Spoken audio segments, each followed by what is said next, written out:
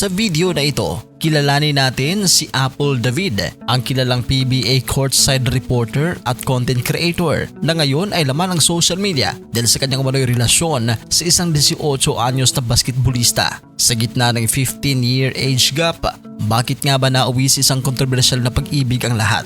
At ano ang tunay na kwento sa likod nito? Si Apple David ay kilalang PBA courtside reporter, sportscaster at content creator sa Pilipinas. Siya ay isa sa mga pinakapamilyar na mukha sa sports broadcasting sa bansa dahil sa kanyang mahabang karera sa pag-uulat sa gilid ng basketball court. Si Apple ay kasalukuyang 33 years old. Hindi siya nag-aral sa Adamson University gaya ng iniisip ng iba. Siya ay nagtapos sa Miriam College kung saan siya nakakuha ng degree bago pumasok sa sports media industry. Nagsimula ang kanyang karera bilang courtside reporter para sa Adamson Soaring Falcons sa UAAP Season 75 noong 2012. Kabatch niya rito sina Selena Dagdag at Tina Marasigan.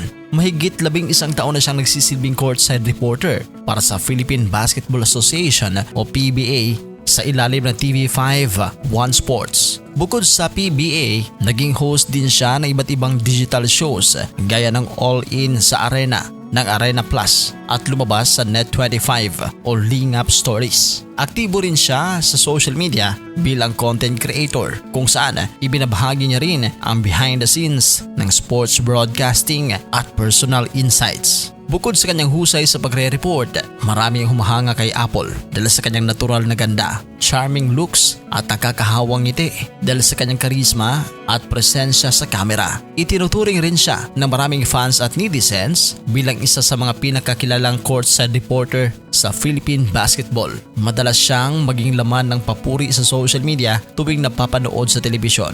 At ngayong May 2026, naging mainit na usapan si Apple David sa social media dahil sa dalawang magkahiwalay na issue. Una ay ang relasyon niya sa mas batang basketballista. Kinumpirma ni Apple na kasalukuyan nang idinedate si Chad Gamad, isang 18 anyos na Filipino-Canadian basketball player na naglalaro bilang guard para sa Letra Knights sa NCAA. Isang buwan pa lamang silang opisyal na nagde-date. Nagkaranas si Apple ng matinding kritisismo o backlash online dahil sa kanilang 15-year age gap.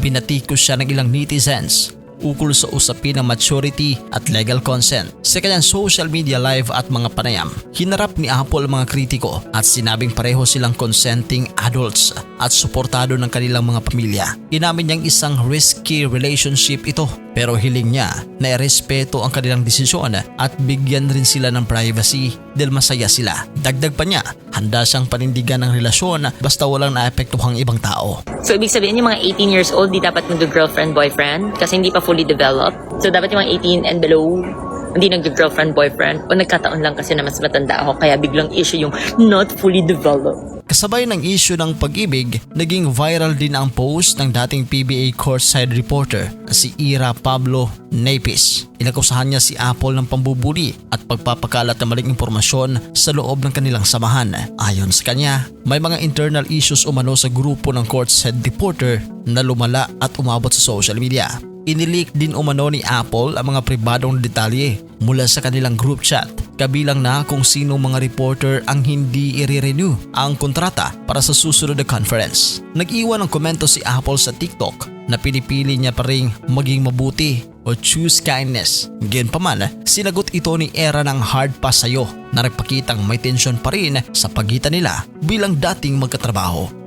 Anong reaksyon niyo dito sa kwento ng buhay ni Apple David? I-comment lang sa ating comment section. At sa mga hindi pa nakapag-subscribe, mag-subscribe sa ating channel.